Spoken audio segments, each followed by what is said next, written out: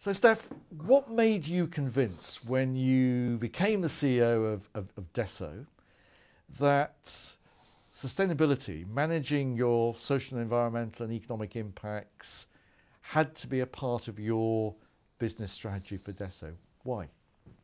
Well, we bought the company in April 2007 from Armstrong World Industry, and obviously as a carpet maker you make an enormous amount of volume which gets thrown away or burned or whatever. So we as a company feel very responsible for that. And I know already from the past experience in other companies like Procter & Gamble that it makes a lot of sense to be sustainable. It is also part of our values. And so what we did, the first month that I was there, I appointed a sustainability director and asked him, please investigate what we as a company have done in the past 10 years. Also because all of our competition have enormous amount of publications about their achievements in terms of sustainability. But this is all about less energy and less CO2. So we made our green book half a year later, very original green book, and we talked about less energy and less CO2. So the beginnings was very much you thinking that we have got to improve some of the basics to make sure that we are not at a competitive disadvantage. Right, just catching up. However, during that adventure, I came across the Cradle to Cradle philosophy via a TV documentary in the Netherlands. And when I saw that, I saw it on DVD, I got it from a consultant, I was flabbergasted. I really was impressed by this concept. And I got a little bit panicky in my head because I thought, if this is so good and if this is what we want to do, then I have to change the whole company, R&D, manufacturing, sales and marketing.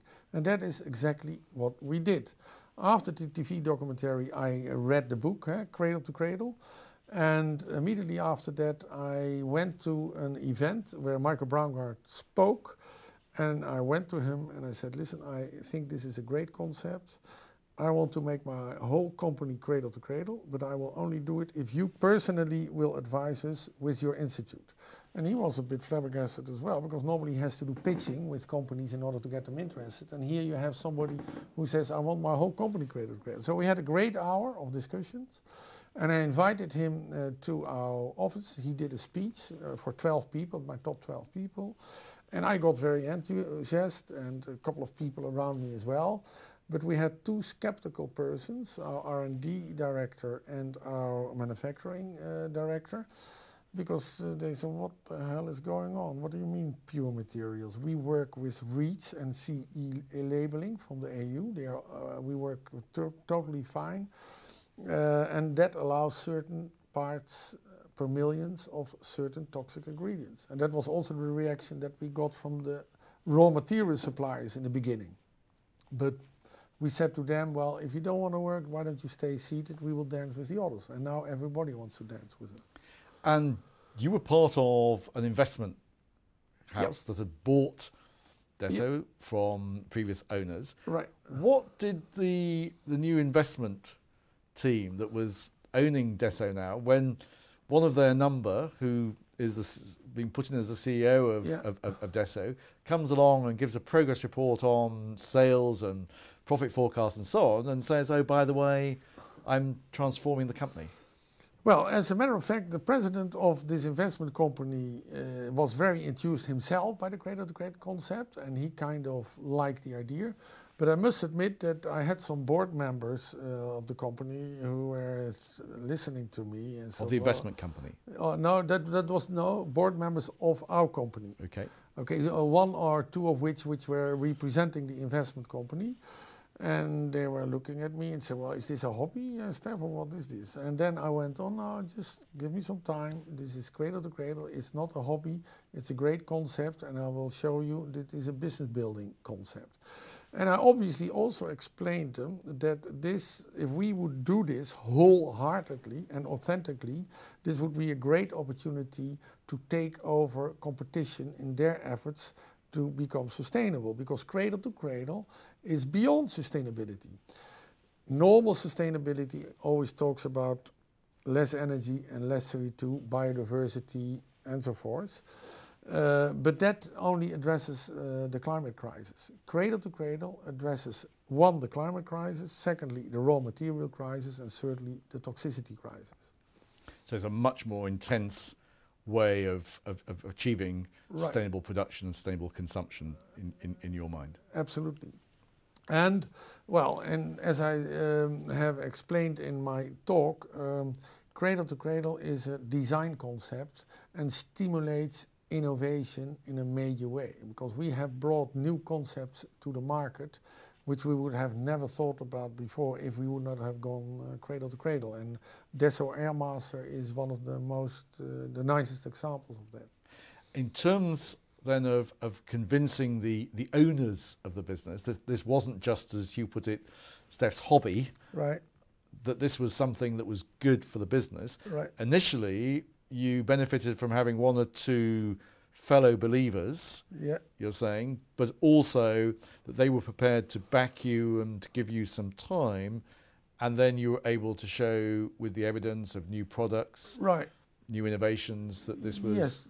Producing exactly. Well, at the moment, during the time that we did this, we also went through a restructuring phase where we had to say goodbye to some people, and where we were fully automizing our production. So what I can say is, right from the moment that we started in April 2007, we started to improve our numbers. We started in a situation that, well, in carpets, not a lot of money is being earned. If you look to the big quoted companies in the States, they saw from 2007, one of them saw their carpet margin, EBIT margin, go from 6, 5, 4 to 3. We went, over the time that we went Cradle to Cradle, we went from 1% to 3% to 4.5% to 6% to 9.5% over that same period. Now that is partly due to our restructuring efforts, but more than 50% is due to the fact that we embraced this concept. Because when we now go into a customer or an architect firm or an end user, we do not have a simple salesperson who comes there with a sales organizer and talks about colors and materials. It always starts with, oh, sir or lady, what are you doing on corporate social responsibility? It gets the conversation at a much higher level. And then we ask, and what are you doing on sustainability? And then we get as a response, well, we do, we are very high in the AP Dow Jones Sustainability Index because we got our energy use down by so much percent and our CO2 emissions down by so much. And then we say, fantastic, tap, tap, great. We do the same. Our energy consumption is down 28% over the past 10 years, and our CO2 emissions in 2011 are down 43% versus 2007. But that's fine, that's what we call eco-efficiency. Can we talk about other things which go beyond sustainability? And then our people start talking about Cradle to Cradle and the benefits of that. And then we say that we try to give better content to your sustainability policy. Rather than only measuring energy and CO2, we provide products that are fully recyclable, and we will take back your old carpet, which is laying there now, immediately, and we will also come back 10 years later to take back the old stuff, because we will reprocess it to complete new products.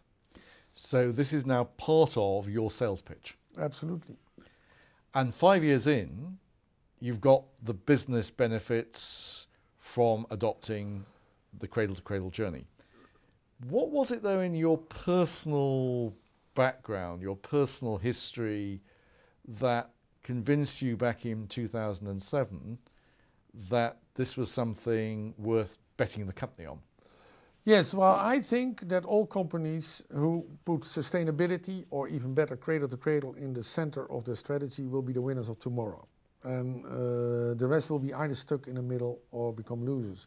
That's also why you see, also here in the UK, companies who aggressively announce their sustainability programs, like Unilever with their Sustainably Living Planet, like Marks and Spencer with their program. And so that is one. Two, yeah, me personally, when I was a student, I was very interested in this subject already. I read all these books of the Club of Rome, the Meadows and Skinner reports, and I was sitting in all kind of discussion groups about where the world was going. I can tell you, after those meetings with my fellow students, I sometimes thought, I don't think I want to bring children to this world. But okay, I became a businessman, and in the Procter & Gamble 20 years that I worked, we had a lot of sustainability initiatives as well, and I normally was one of the persons who always tended to give this a very high level of importance, and that has to do with the fact that I personally think this is key for the planet and for our children and our grandchildren. And I also believe that you can only be successful in implementing such a strategy if you honestly believe that. It needs to be authentic. If it isn't authentic, it won't work. So that sounds to me like the first tip to any would-be CEO in terms of what can they personally do and what do they personally need to do if they're going to walk the talk. Right. Be authentic about your commitment. Any other advice based on your experience in Desso and before that in Procter & Gamble about leading for sustainability? Well, the first is, if you believe in it, never give up. Just make sure that you identify with your team what the obstacles are to get there. And in order to be able to never give up, it is very important, that's the second tip, to set yourself a long-term, very specific, measurable goal. And that's what we did back in 2008. We took the business over in April 2007. We started with the Cradle to Cradle initiative in early 2008. And we made a roadmap where we want to be. And we said in 2020, we want all of our products to be Cradle to Cradle. And since a couple of years, since a year now, we are also saying that we want in 2020 to run the company fully on sustainable energy sources. Because part of the cradle-to-cradle philosophy is also use sustainable energy in all stages of the cycle. And we use sun, wind, biomass fermentation, groundwater heating and cooling, geothermal energy, and hydropower. Now, that's the reason why we now already are 43% down versus 2007 in CO2 emissions. And so if you set yourself that long-term objective, then it's a matter of prioritizing which product segments and which processes you tackle first. And I can tell you that the roadmap we made from 2008 to 2020, that we are beating at the moment that roadmap. So we may be even earlier, but I cannot promise that. To summarize then in terms of the tips for would-be CEOs in terms of leading from the front on sustainability, being authentic about what you are committing to. It's about having some, as some of the academics say, the big, hairy, audacious goal. Right, exactly. In your case, cradle to cradle. Right. Providing the roadmap of how you're going to go about making the change from today to tomorrow, having created the big picture of what to do tomorrow, and presumably you're saying also giving regular feedback on progress against the measurable targets. Yeah, and that's the third tip. Thank you very much. Communication. Communication, internally and externally. Now, I communicate, and not only me, my colleagues as well, communicate externally, repetitive, across the globe, very much in Europe, and internally. And the stories that we tell internally are exactly the same that we tell externally. I give presentations all the time internally, which I also give externally. And this is very important, the communication and repetition of the same message and the progress that you are making. And we see our employee satisfaction has gone up quite dramatically, because it's nice to make a great design. Number one, we want to be a superior floor designer and maker. That's our number one reason for being. And number two is only cradle to cradle. But what is nice, people like to make a nice design, like to make a good product, like to sell, like to make a profit. But it feels great to do good. And that is what cradle to cradle also provides. So that is also a very important tip. Next to authenticity, setting yourself a long-term aggressive goal, and the repetition of the communication. And the fourth tip is allow mistakes. You can't be perfect from day one. So in the beginning we started with trial and error, and we have prioritized the product segments. We chose as the first product segment that we wanted to tackle is the carpet tiles. Why? Well, because it is the biggest product group, and I wanted to have immediate impact. And it took us a couple of years in order to understand what type of ingredients were in these carpet tiles. And then we were relatively very fast with some of our raw material supplies in order to find the right ingredients that made the products cradle to cradle. You mentioned Unilever and the way they've made a very aggressive commitment to their sustainable living plan. I was with one of your fellow Dutchmen, Paul Polman, who's running Unilever, and a number of his senior colleagues. They were talking about their progress on implementing the Unilever Sustainable Living Plan, which is their equivalent of a kind of commitment to cradle. Yes. And they talked about the things that they'd made faster progress on than they had at first anticipated. Some of the things that they'd been experimenting with, they were now ready to take to scale. Yeah. But also some of the things that they were really struggling with. Right. And I wonder if you might share with us what are your equivalents of some of the things that, because it can't all have been easy in terms of And I always, this transformation of a company. Right, this whole process I call grinding, okay? Because we had to change the reward systems of all of our people in R&D, in manufacturing, selling and marketing, which means that in their objectives, in their key performance indicators, cradle to cradle is a very important element. If a salesperson does a sale without having talked about cradle to cradle and he did the sale, well, that's great that he did the sale, but he gets some minuses for the fact or she if they didn't walk the talk. And because in every single visit, it is expected that they will talk about cradle to cradle. In R&D, it is expected, whilst qualifying new materials and new designs, to take the cradle to cradle criteria into consideration. In procurement, the same thing. You can imagine that there is a lot of pressure all the time, also from us, from the leadership. We need to get our costs down. So try to qualify multiple suppliers. So our procurement is our people are always looking to other suppliers to get the same stuff cheaper. But that still requires that with new suppliers, these materials have to be qualified also by the Institute IPEA of Michael Braungart.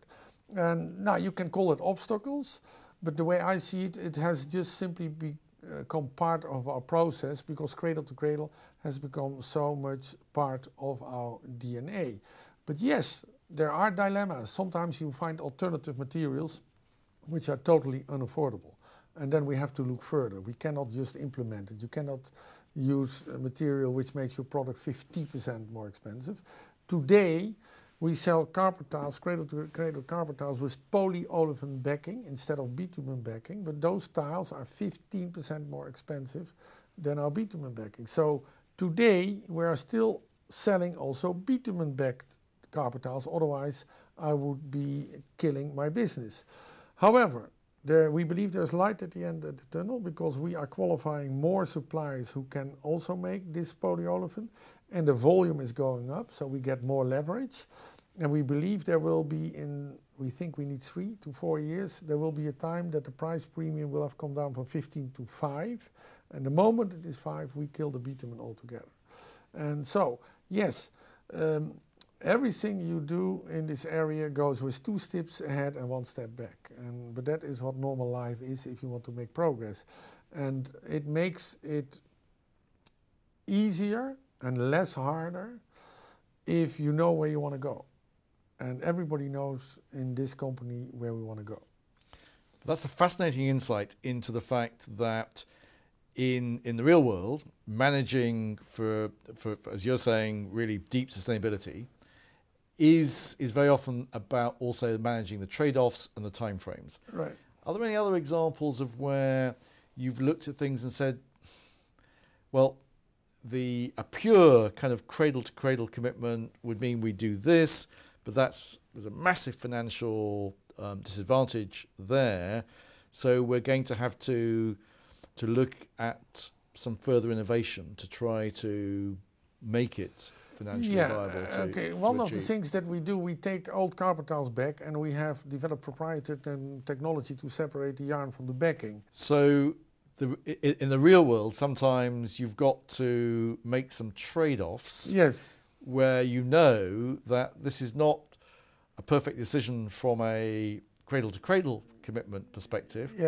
But if we were to go too quickly for a pure cradle-to-cradle solution, it would kill the businesses. Well, that is the best example of that is what I just explained, that we continue to sell non-cradle-to-cradle bitumen backing. However, what we did is that next to making products of pure materials, we also decided to set up a take-back system, because we were struggling in 2008, 2009. What are we going to do? Are we first going to make products of very pure materials and then take them back and then set up this infrastructure to take back carpet tiles? Or will we giving in a little bit to the cradle-to-cradle principles and take back the old carpets which are not completely cradle-to-cradle yet, take them back and process them? And we've decided for the latter, because what we do now, we take back carpet tiles also from competition. In Europe they are bitumen backed. We separate the yarn from the backing, and the bitumen we sell to the road industry and to the roofing industry. Well, bitumen might not be a cradle-to-cradle ingredient, but it is 10 times or 100 times better than burning it or throwing it on the landfill as a carpet tile. So that's why we decided to do that. And the yarn goes back to one of our yarn manufacturers who makes new yarn from it. And the way I see it is as follows. If you have a vertical line, a graph here, and here you have the horizontal line. We said we start closing the loop now, and over time this loop will get cleaner and cleaner and cleaner and cleaner the more pure raw materials we and other manufacturers are going to use. And this is maybe an example of the trade-off, because the alternative would have been that we would only have started with closing the loop 8 or 10 years from now. But who will run the company in 10 years from now? Hopefully the strategy will be still the same. But it is my belief, if you do that now and you prove to the company that you can actually make money with recycling carpet tiles, then it is so embedded in the strategy of the company that it will be also sustainable from a profit point of view. Presumably now 5 years in, there have been some occasions where you've internally said to yourself, yes, people across the organisation are now getting it, because you've had some brainwave innovation proposals brought forward by the marketing folk or the R&D folk or what have you, which has given you the sense that, yes, it is getting into the DNA, as you argued earlier that you hoped it was. Yes. In the beginning, Michael Braungart said to me in the first couple of months, because we were so adamant that we wanted to get there in 2020, he said, why don't you call yourself a cradle-to-cradle company? Only 3 or 4 months in the adventure, or even 2 months. And I said, Michael, what is this? We are not a cradle-to-cradle company. We just started 2 to 3 months. He said, but listen, Stef, listen to what you were saying. Here's where you want to be. This is how you're going to do it. So, and then what we decided to do, we made a brochure on Desso and cradle-to-cradle. And the whole brochure talked about the fact, here's where we want to be in 2020. We have decided as a company that we will now design products according to the cradle-to-cradle principles. And this is where we want to be in 2008, 2010. And this is where we want to be between 2010 and 2020.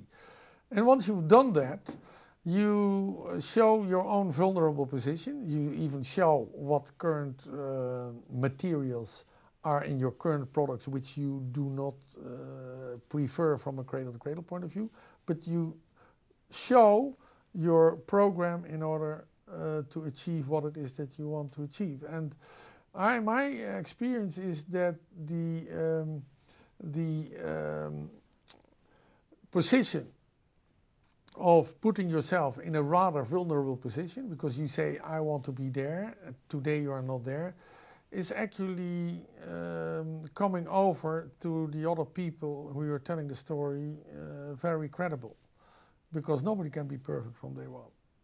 Which is probably another tip for aspiring CEOs, that you also tell it as it is, rather than just give the kind of rather over-polished version of the company story. Right, I think so. Stef, thank you very much indeed for taking part in this edition David, of Points of View. It was a pleasure.